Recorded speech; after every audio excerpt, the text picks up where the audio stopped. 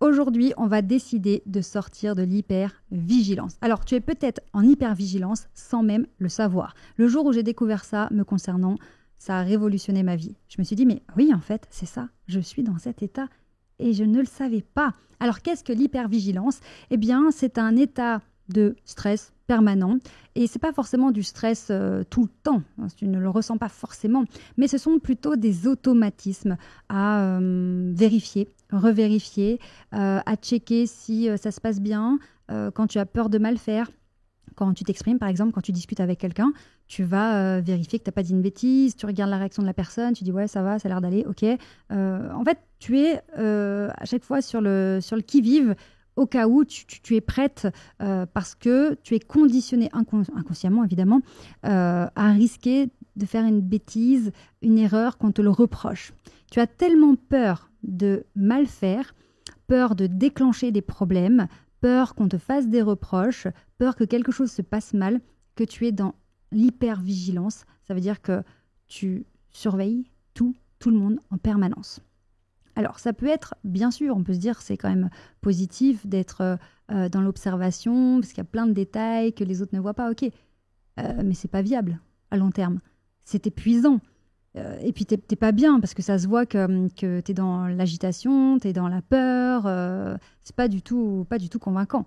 Donc, il y a un mal-être qui se crée intérieurement, puisque c'est du stress chronique. Tu as une anxiété comme ça et un épuisement qui se met en place puisque tu es en permanence en train de vérifier ce qui se passe chez les uns, chez les autres, etc.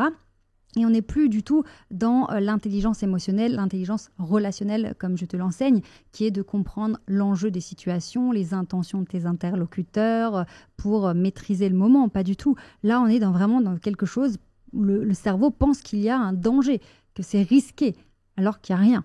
Donc, c'est vraiment cet état qu'on va quitter pour s'apaiser, d'accord ? Pour enfin se sentir cool, solide, sûr de soi, en confiance. On se dit, bah ouais, je suis bien, non, c'est bon, il n'y a pas besoin de se mettre dans des états de fou, il n'y a pas besoin d'être sur le qui-vive en permanence, ça va. Et si jamais ça n'allait pas, si jamais il y avait un problème, eh bien écoute, on verra en temps voulu. J'ai largement de quoi gérer par moi-même ou aller demander de l'aide. En tout cas, on verra bien, on ne va pas se torturer à l'avance pour rien. Donc la première chose que tu dois comprendre, c'est que cette hypervigilance, elle crée une déconnexion. Tu n'es plus du tout présente dans le moment.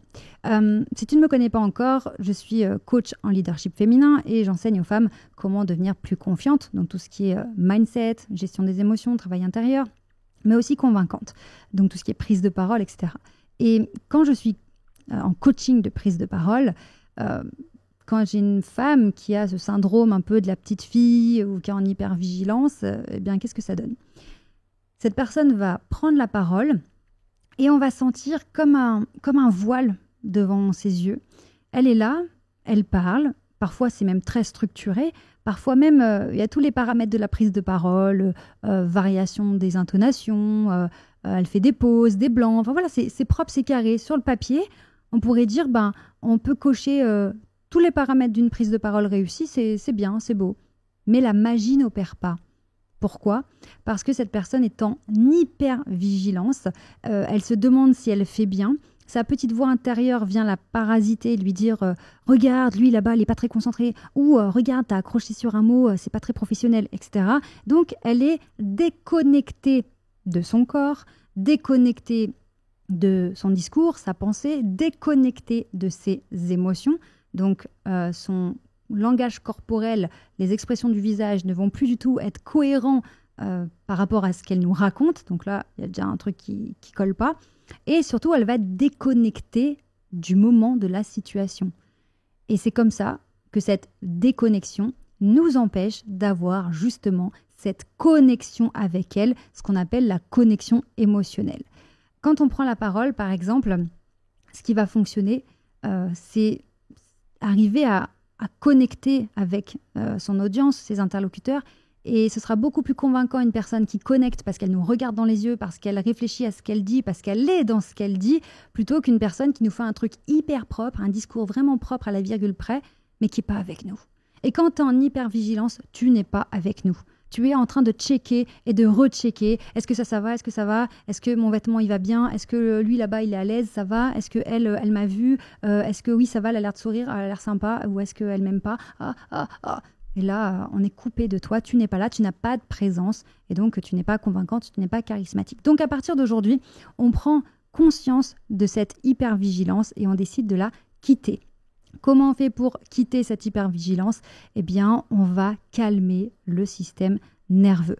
Pour calmer le système nerveux, ça va passer évidemment par différentes techniques, tout ce qui est technique de respiration, mais aussi visualisation, visualiser avant un événement, avant que tu aies quelque chose pour calmer justement ton cerveau, lui dire « Ok, on sait ce qui va se passer, on a déjà répété, ça va bien se passer ». Donc, ce sont vraiment des techniques que je t'explique dans d'autres vidéos de cette chaîne, donc pense bien à t'abonner. Et c'est vraiment cette idée de se dire, je vais reprogrammer mon cerveau pour qu'il arrête de chercher de la validation constamment, qu'il arrête de se rassurer avec tout le monde, partout, en permanence. On va reprogrammer notre cerveau pour se dire, ok, en fait ça va, je gère. Et quand tu gères, eh ben, ça se passe beaucoup mieux. Plus tu es en hypervigilance, plus tu crées un climat qui est anxiogène. Donc, ça fait une situation tendue et forcément, après, ça se passe moins bien. Donc, c'est contre-productif. Donc, tu vois, on a énormément de choses à voir ensemble. Cette hypervigilance, elle fait partie d'un nombre assez conséquent de pièges dans lesquels il ne faut pas tomber. Mais malheureusement, pour la plupart du temps, on est bloqué inconsciemment. Il y a l'hypervigilance, il y a les syndromes, les différents syndromes, il y a les injonctions, il y a les croyances limitantes, il y a plein de choses à travailler. Et tout ce travail intérieur, ce que j'appelle l'autonomie, cette autonomie intérieure parce qu'on comprend notre fonctionnement et on apprend à se gérer soi-même, va se répercuter sur l'extérieur, sur notre façon de nous comporter, notre façon de communiquer avec les autres et donc sur l'image qu'on va envoyer aux autres. Et donc finalement, le résultat, c'est qu'on est beaucoup plus convaincante, beaucoup plus sereine, beaucoup plus à l'aise et les autres nous considèrent beaucoup mieux. Donc, on a pas mal de boulot à faire ensemble. C'est pour cette raison que je t'invite à l'immersion STER qui commence lundi, 5 jours pour reprendre les choses en main, vivre, amorcer pour de bon, vraiment pour de bon dans le concret, ta transformation pour devenir confiante, convaincante et charismatique. C'est parti, on démarre lundi, donc inscris-toi en cliquant sur le lien dans la description. Et puis, je t'offre un bilan personnalisé. C'est un appel téléphonique avec un membre de mon équipe. Tu vas pouvoir expliquer ta situation, on va faire le point avec toi et tu vas voir à quel point ça va t'aider. Ok, on va t'écouter. Là, vraiment, c'est ton moment. Tu vas pouvoir avoir beaucoup plus de clarté, être réconforté, motivé, boosté.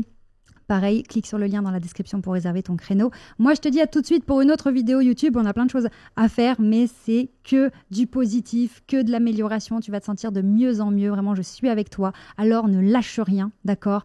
Tu mérites. Tu mérites d'être heureuse, tu mérites d'être épanouie, tu mérites de réussir. Je suis avec toi et je te dis à tout de suite pour une nouvelle vidéo.